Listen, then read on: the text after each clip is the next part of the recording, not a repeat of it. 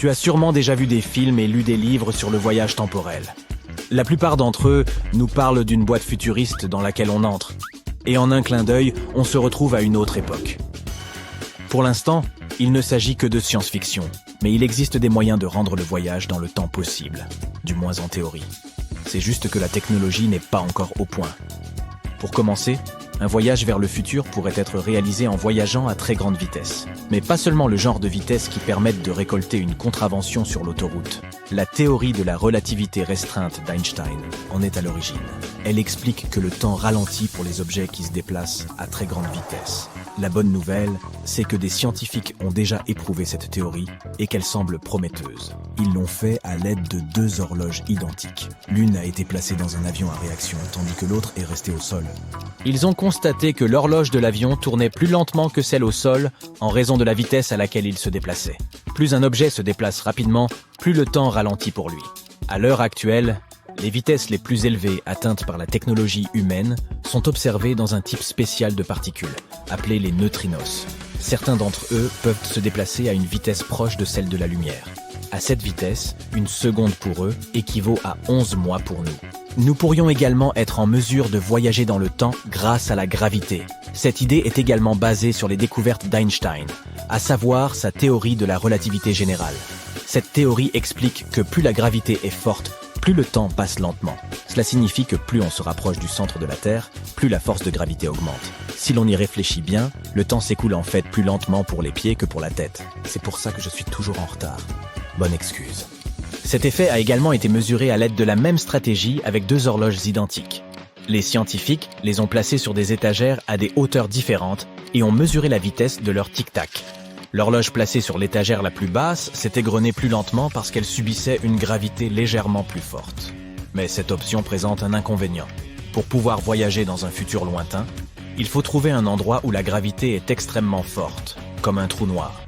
Il s'agit d'un point de l'espace où la gravité est si forte que même la lumière ne peut s'en échapper. La gravité y devient si intense que la matière est comprimée dans un espace minuscule. Plus on se rapproche d'un trou noir, plus le temps s'écoule lentement. Cependant, il est très dangereux de passer par un trou noir, principalement parce qu'il s'agit d'un aller simple. Une fois que tu en franchis les limites, tu ne peux plus revenir en arrière. Fait amusant, les systèmes GPS que nous utilisons sur nos téléphones et dans nos voitures doivent déjà tenir compte des effets de dilatation du temps pour fonctionner correctement. Cela est dû à la vitesse des satellites auxquels ils ont recours et à la gravité qui les affecte ici sur Terre. Sans ces corrections, le GPS de ton téléphone ne serait pas en mesure de te localiser très précisément.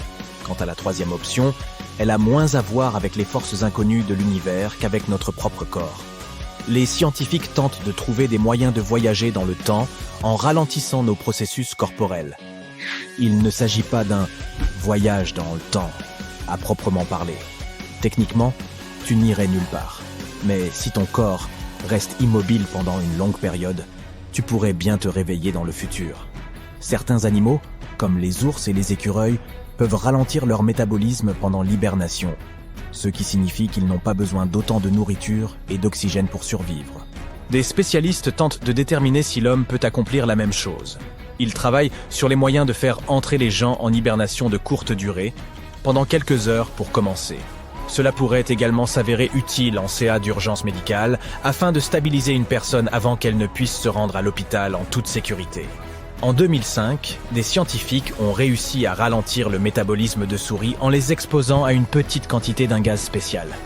Cependant, lorsqu'ils ont essayé de faire la même chose avec des animaux plus grands, cela n'a pas fonctionné aussi efficacement. Notre 4e option pour voyager dans le temps est vraiment unique.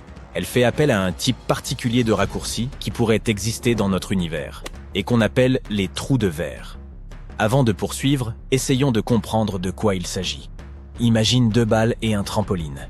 Si aucune pression n'est exercée sur le trampoline, il reste plat. Imagine maintenant les 2 balles placées sur le trampoline de manière symétrique. Si tu les regardes sous cet angle, il est impossible qu'elles se touchent. Mais si tu exerces une pression suffisante sur le trampoline entre les 2 balles, ce textile souple peut s'étirer à tel point que les 2 objets pourraient potentiellement se toucher. La même chose se produit avec les étoiles dans différents systèmes stellaires. Elles sont suffisamment grandes pour que l'espace s'incurve autour d'elles. C'est pourquoi la plupart des planètes ont tendance à orbiter autour d'une étoile. Le tunnel entre ces deux points serait un trou de verre. Ceci pourrait être utilisé pour parcourir de longues distances, comme 1 milliard d'années-lumière, ou même visiter des époques différentes. De nombreux scientifiques, comme le regretté Stephen Hawking, pensent que ces vortex peuvent apparaître et disparaître, mais qu'ils sont extrêmement petits, plus petits encore que des atomes. Le problème est que nous ne savons pas comment en attraper un et le rendre plus grand de façon à ce que les gens puissent l'utiliser. Cela nécessiterait beaucoup d'énergie et nous ne savons même pas si c'est possible. Certains astronomes affirment que même si nous pouvions trouver un trou de verre et y pénétrer, il s'effondrerait rapidement sur lui-même. La moindre masse supplémentaire, comme celle de notre corps par exemple, pourrait faire craquer le trou de verre, comme un élastique qu'on aurait trop étiré. La 5e solution pour voyager dans le temps a été proposée par un physicien américain du nom de Ron Mallett. Elle fait appel à une ressource dont nous sommes certains qu'elle abonde dans l'univers, la lumière. Ce chercheur a proposé une théorie sur le voyage temporel qui utiliserait un cylindre de lumière en rotation. Il pense que si l'on dépose un objet à l'intérieur de ce cylindre tourbillonnant, il pourra être déplacé à la fois dans l'espace et dans le temps, de la même manière qu'une bulle se déplace lorsqu'on la fait tourner avec une cuillère dans son café. Selon Mallett, une forme adéquate du cylindre pourrait permettre de voyager à la fois dans le passé et dans le futur. Le physicien a tenté de collecter des fonds pour réaliser une expérience destinée à vérifier sa théorie. Cette expérience consiste à faire tomber de minuscules particules, les neutrons, à travers un arrangement circulaire de laser en rotation. Cependant, d'autres scientifiques affirment que la théorie de Mallett est irréalisable et qu'il n'est pas nécessaire de la tester outre mesure. Même si nous parvenions à trouver un moyen de voyager dans le passé ou dans le futur, cela se ferait-il sans danger ? Les experts évoquent depuis longtemps un problème appelé paradoxe du voyage temporel. La principale question est de savoir ce qui se passerait si l'on remontait le temps et que l'on faisait quelque chose qui changerait l'avenir. Toutefois, une nouvelle étude réalisée par des chercheurs de l'Université du Queensland indique que ce problème n'est peut-être pas si concret. Les scientifiques ont procédé à quelques calculs et ont découvert que même si tu avais changé quelque chose dans le passé, notre ligne temporelle finirait toujours de la même manière. Une autre variante de ce problème est appelée le paradoxe du grand-père. Imagine que tu remontes le temps et que tu empêches ton propre grand-père d'avoir une descendance. À bien y réfléchir, cela signifie automatiquement que tu ne devrais même pas exister en premier lieu. Si tes grands-parents n'ont pas eu tes parents, comment peux-tu être venu au monde après tout ? Aujourd'hui, les scientifiques sont certains que même si tu vivais une telle expérience, tu existerais toujours dans le présent. C'est parce que la chronologie qui existe déjà a une façon de s'ajuster, indépendamment de l'endroit où les gens se trouvent dans le temps et de ce qu'ils y font. Ou alors, il faut avoir une puissance de 1,21 gigawatts et une DeLorean sous la main, et faire comme Marty McFly, voire Retour vers le futur.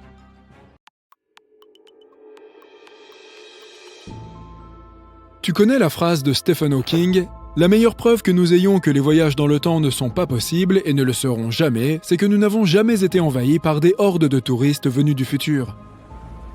Mais que se passerait-il si ces visiteurs voyageaient bien jusqu'à notre époque, mais qu'ils le faisaient en cachette ? Il se peut même que tu aies déjà rencontré l'un d'entre eux. Découvrons les voyageurs du temps les plus célèbres. Je te présente Orin. C'est un cyborg qui nous vient de l'année 2050 pour empêcher la prochaine fin du monde. En 2020, il est apparu dans une émission de télévision où il a dit que le monde entier était à l'intérieur de la matrice. Il a ensuite fait la une des journaux et a donné une interview à une chaîne YouTube populaire. Pour prouver qu'il était bien un cyborg, il a fait une démonstration de sa voix robotique, qui pourrait tout aussi bien être fabriquée à l'aide d'un simple programme informatique. Et il s'est aussi désigné par le terme « nous », car il s'est déclaré être une conscience collective venue sauver l'humanité. Orin est devenu célèbre pour ses prédictions sur l'avenir proche, mais il s'est avéré que de nombreux experts avaient déjà annoncé ses conjectures auparavant. Il a également déclaré qu'une énorme entreprise était en train de supprimer l'humanité et que nous nous trouvions à l'intérieur d'une simulation informatique complexe. Si nous ne nous améliorions pas ou ne prenions pas soin les uns des autres et de la nature, la fin commencerait en 2050. Orin n'apparaît plus dans les grandes émissions, mais il a une petite base de fans qui se passionnent pour toutes sortes de théories fantastiques. Un autre voyageur du temps se nomme Adam Archon et il nous arrive de 2045. Sur YouTube, on trouve une interview de lui dans laquelle il a partagé quelques détails sur l'avenir des États-Unis. Après quoi, la vidéo est devenue virale et a fait la une de nombreux journaux. Archon a indiqué que le dernier président officiel du pays serait la fille de Martin Luther King III, Yolanda Renee King, et qu'elle deviendrait le plus grand président américain de l'histoire. Un autre événement passionnant qu'Archon a annoncé est censé se produire en 2028. Il a affirmé que les gens découvriraient l'existence de civilisations extraterrestres. Il a ajouté que ces créatures ne viendraient pas de l'espace. Le voyageur a également noté que le monde passerait à une monnaie numérique unique et que tout l'argent liquide disparaîtrait. Bien sûr, personne ne l'a cru. Alors, les experts lui ont fait passer un test au détecteur de mensonges. Et Adam Archon l'a passé avec succès.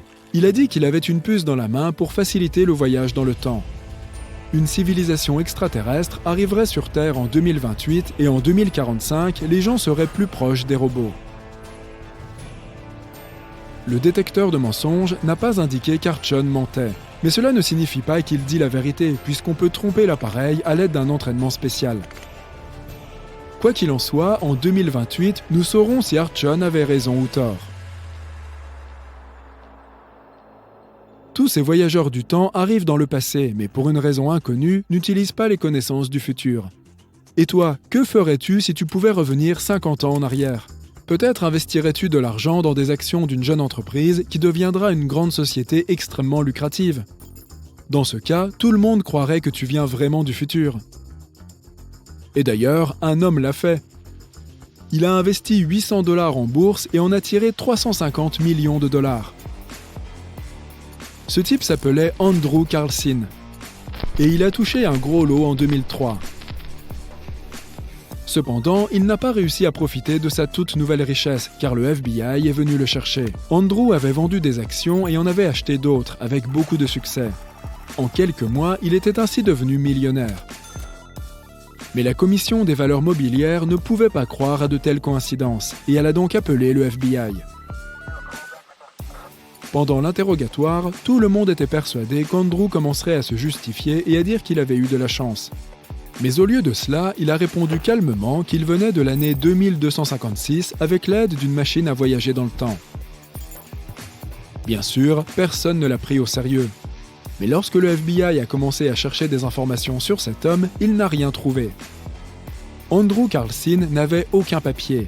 Il ne figurait dans aucune base de données. Il était sorti de nulle part et avait commencé à gagner beaucoup d'argent. Il a été interrogé pendant environ 4 heures et il s'est comporté plutôt calmement. Il semblait dire la vérité. Cependant, il ne leur a pas révélé où se trouvait la machine à voyager dans le temps. Lorsque la presse a découvert cet homme, il est immédiatement devenu une célébrité. Des sites d'information très connus ont commencé à écrire sur cet homme. Des articles sont parus au Japon, en Australie, en Allemagne, au Royaume-Uni et dans d'autres pays. Et bien sûr, les journalistes ont commencé à appeler le FBI pour obtenir plus de détails sur ce type.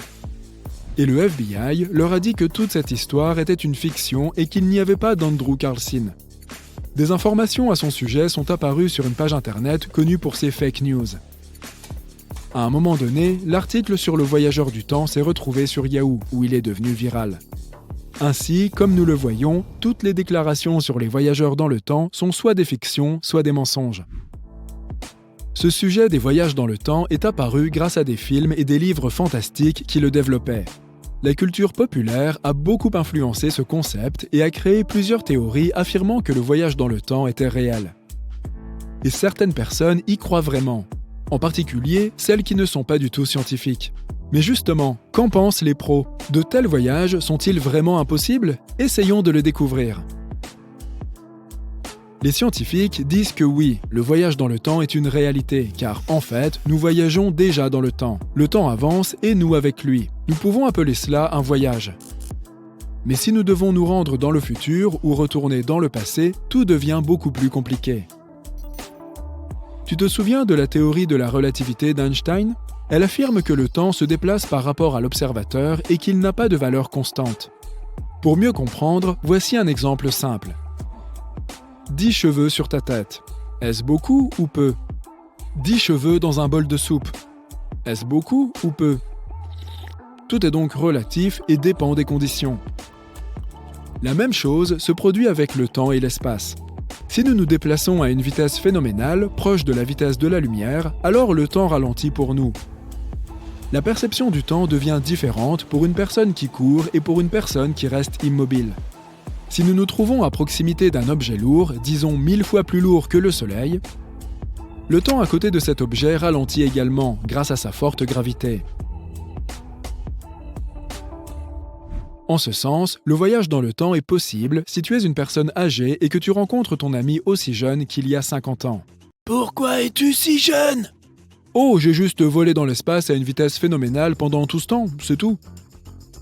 Mais cela ne veut pas dire que cet ami est resté assis dans son vaisseau durant 50 ans et qu'il n'a pas vieilli. Non, le temps était différent pour lui.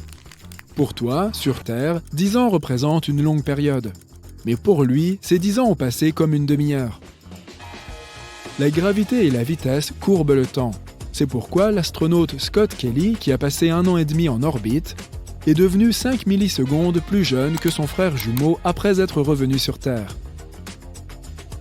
Tout ce temps, Scott l'a passé à l'intérieur du vaisseau volant en orbite à grande vitesse et il était aussi plus éloigné du centre gravitationnel de la planète.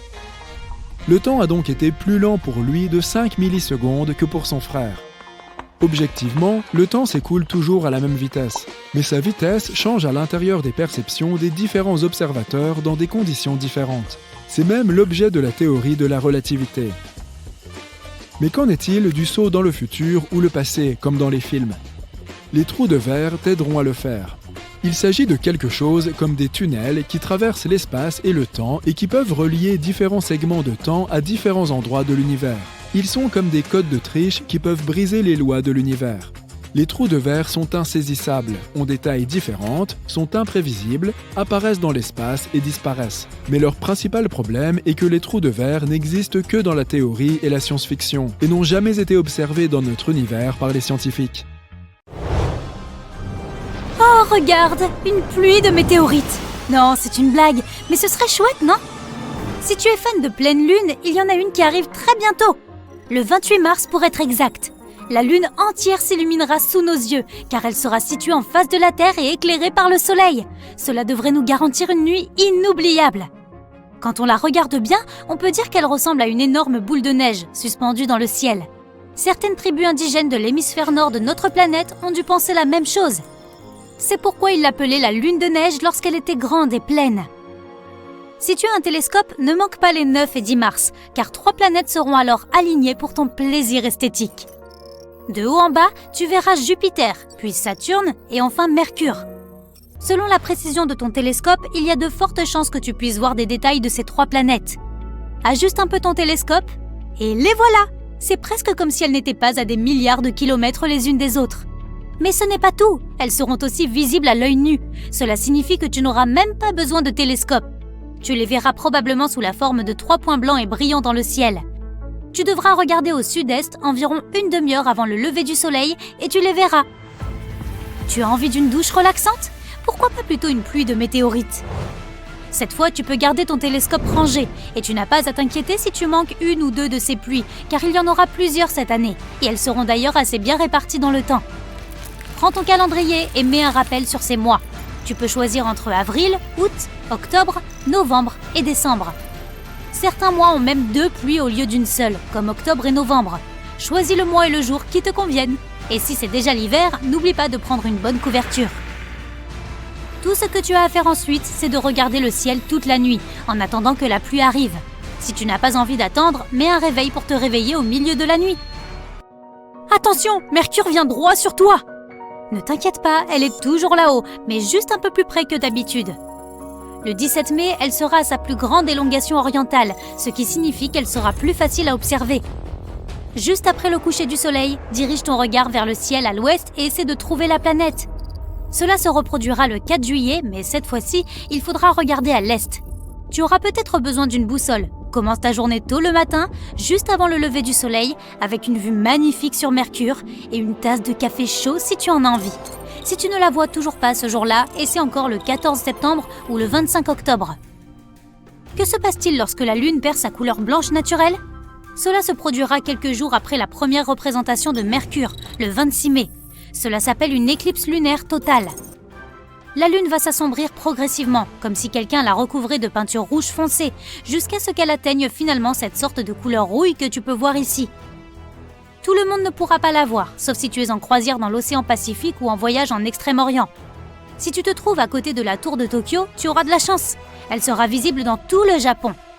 Et si tu te trouves dans la partie ouest de l'Amérique du Nord, tu pourras aussi voir le changement de forme de la Lune. Enfin, pas tout à fait un changement de forme, elle ne va pas se transformer en loup-garou ou quoi que ce soit. Ce sera plutôt un changement de couleur. Maintenant, imagine un énorme trou noir. L'événement astronomique suivant ressemble un peu à ça. Le 10 juin, pendant l'éclipse solaire annulaire, la Lune sera à son point le plus éloigné de la Terre. Ce faisant, elle finira par masquer la plus grande partie du Soleil, ne laissant qu'une petite partie de sa courbure à notre vue.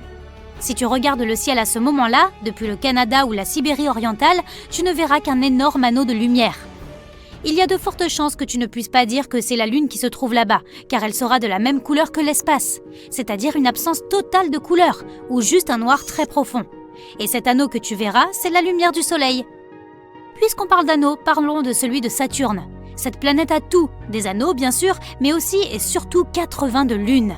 C'est comme si chaque année, de nouvelles lunes sortaient de nulle part. Le 2 août, la planète aux anneaux sera à son point le plus proche de la Terre. Et le Soleil nous aidera à la voir en l'illuminant. Non seulement elle sera plus brillante que pendant le reste de l'année, mais elle sera aussi visible toute la nuit. Ce sera le moment de ressortir ton télescope. Un télescope de taille moyenne devrait faire l'affaire, si tu veux voir ces anneaux et certaines de ces lunes. En tout cas, celle qui brille le plus. Une autre planète qui se rapproche est Jupiter. Cette fois-ci, ce sera le 19 août. Le même phénomène se produira. Le Soleil se reflètera sur la face de la grande planète, à la différence que cette fois, si tu as ne serait-ce qu'une bonne paire de jumelles, tu pourras voir les 4 plus grandes lunes de la géante gazeuse. Bien qu'elles ressembleront à de simples petits points, tu sauras maintenant ce qu'ils sont vraiment. Tu te souviens de ces pluies de météorites dont nous avons parlé tout à l'heure? Eh bien, celle-ci est la plus conséquente qui soit. On l'appelle la pluie de météorites des Perséides. Et on dirait presque que le ciel est une machine à sous. Sauf que ce ne sont pas des jetons qui tombent, mais des météorites. Pendant cette pluie particulière, tu pourras même observer jusqu'à 60 météorites par heure, et elles seront très brillantes. Les meilleurs jours pour se mettre à l'aise, s'allonger sur l'herbe et regarder le ciel nocturne seront les 12 et 13 août. Habituellement, quand ces 2 journées arrivent, le ciel est sombre et clair. C'est parfait pour une pluie de météorites. Imagine une lune légèrement rouge. C'est ce qu'on appelle l'éclipse lunaire partielle, et elle aura lieu le 19 novembre. Cette même lune rouge va devenir de plus en plus sombre en se déplaçant dans l'ombre de la Terre, mais elle ne sera pas visible pour tout le monde. Voici la Terre. Marque les endroits dont tu pourras observer cette éclipse lunaire partielle. D'abord l'Asie orientale, puis le Japon. L'océan Pacifique est aussi inclus dans cette liste, mais à moins que tu n'aies un voilier, tu n'y seras probablement pas. Ensuite, ce sera autour de l'Amérique du Nord, du Mexique, de l'Amérique centrale et enfin, de l'ouest de l'Afrique. Prends tes lunettes d'éclipse et prépare-toi pour la dernière éclipse solaire de l'année. Ce sera la plus belle car la Lune va bloquer le Soleil pendant presque 2 minutes. Tu pourras voir la couronne du Soleil, presque fantomatique, aussi appelée atmosphère extérieure. Malheureusement, ou heureusement, tu devras te trouver en Antarctique ou dans l'Atlantique Sud. Fais attention là-bas, il paraît qu'il fait un peu froid.